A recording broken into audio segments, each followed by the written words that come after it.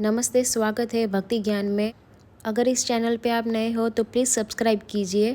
बच बारस की प्रचलित कथा के अनुसार बहुत समय पहले की बात है कि एक गांव में एक साहूकार अपने 7 पुत्रों और पौत्रों के साथ रहता था।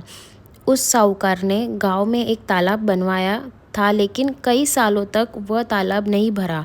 उसने पंडित को बुलाकर तालाब न भरने का कारण पूछा। पंडित ने कहा कि इसमें पानी तभी भरा जाएगा जब आप या अपने बड़े बेटे या अपने बड़े पोते की बलि देंगे। तब साहूकार ने अपने बड़ी बहू को पियर भेज दिया और पीछे से अपने बड़े पोते की बलि दे दी। इसी बीच गरज के 7 बादल छा गए और तालाब पूरी तरह भर गया। इसके बाद बारिश हुई और सभी ने कहा कि हमारा तालाब भर गया है, इसकी पूजा करें। साहूकार अपने परिवार के साथ तालाब की पूजा करने गया था। उसने नौकरानी से कहा, गेहूं नाला पकाओ। साहूकार के अनुसार गेहूं नाला का मतलब गेहूं का धन था। नौकरानी समझ नहीं पाई। दरअसल गेहूं नाला एक गाय के बछड़े का नाम भी था। बड़े बेटे की पत्नी भी पियर से तालाब की पूजा करने आई थी।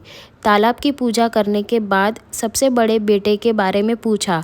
तब उसका बड़ा पुत्र मिट्टी में लिपटा हुआ तालाब से निकला और बोला, माता मुझे भी प्रेम करो। तभी सास बहू एक दूसरे को देखने लगी। सास ने बहू को बलि के बारे में सब कुछ बता दिया। तब सास ने कहा, लेकिन बरस माता ने हमारी लाज रख ली और हमारे बच्चे को वापस कर दिया। जब वह तालाब की पूजा कर घर लौटे तो देखा कि बछड़ा नहीं है। साहूकार ने दासी से पूछा, बछड़ा कहाँ है? तो नौकरानी ने कहा कि तुमने इसे पकाने के लिए कहा था।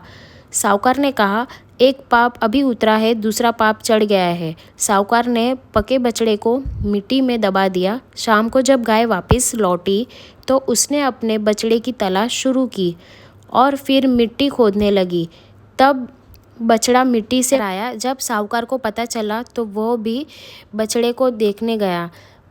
उसने देखा कि बछड़ा गाय का दूध पीने में व्यस्त है। तब साहूकार ने पूरे गांव में यह बात फैला दी कि हर बेटे की माँ बच बारस का व्रत रखे। हे बच बारों की माँ, हमें वही दे जो साहूकार की बहू को दिया गया था। यह कथा सुनकर सबकी मनोकामना पूर्ण होती है। कुछ स्थानों पर कथा में यह भी उल्लेख मिलता जाता है, गेटाला और मुंगाला 2 बछड़े थे जिसे दासी द्वारा काटा और पकाया गया था। इसलिए इस दिन गेहूं, मूंग और चाकू तीनों का उपयोग वर्जित है। उम्मीद करती हूँ आपको ये कथा अच्छी लगी होगी।